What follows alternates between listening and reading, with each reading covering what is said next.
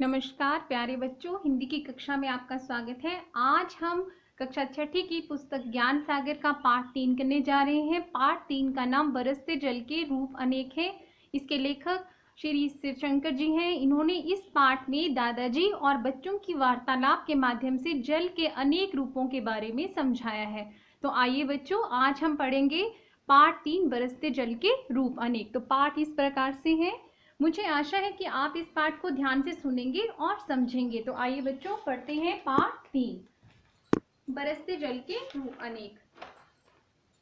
आकाश बादलों से ढका था, ठंडी ठंडी हवा चल रही थी। ऐसे सुहावने मौसम में राघव, परमीत, जफर और अमन मैदान में खेल रहे थे। अमन के दादाजी दूर से बच्चों को खेलते हुए देख रहे थे। वे बहुत प्रसन्न थे कि सभी बच्चे आपस में मिलजुल कर खेल रहे हैं।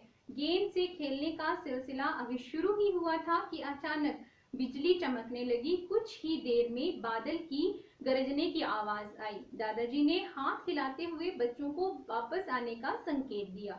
अमन की नजर दादाजी पर पड़ी। उसने अपने साथियों को बताया, देखो दादाजी बुला रहे हैं। इतने में राघव के गाल पर कुछ टप से गिरा। अरे, यह गोली सी क्या है? बारिश शुरू हो गई थी। दादाजी जोर से बोले, बच्चों चलो, ओले पड़ रहे हैं।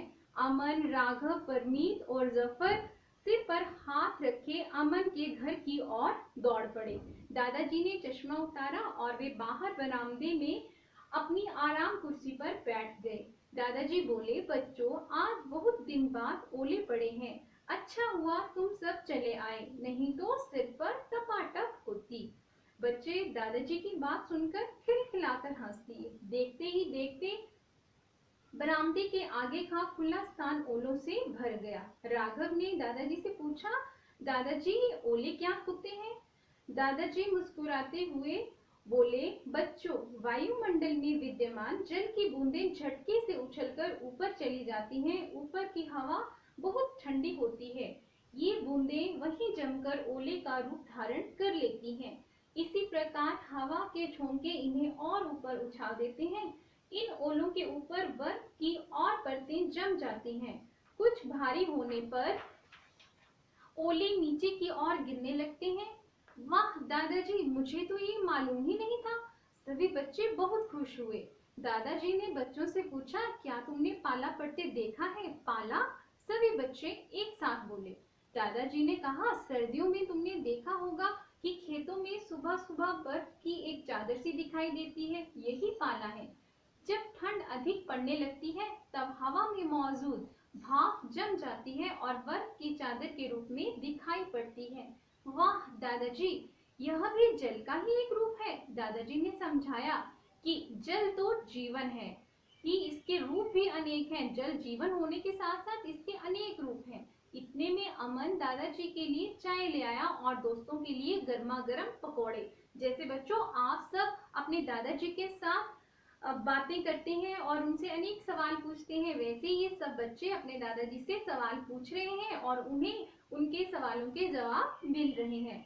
तो चारों बच्चे बहुत खुश थे क्योंकि दादाजी के पास उनके बहुत से सवालों के जवाब थे। परनीत ने कहा, दादाजी पहाड़ों पर जो बर्फ गिरती है उसके बारे में कुछ तो बताइए।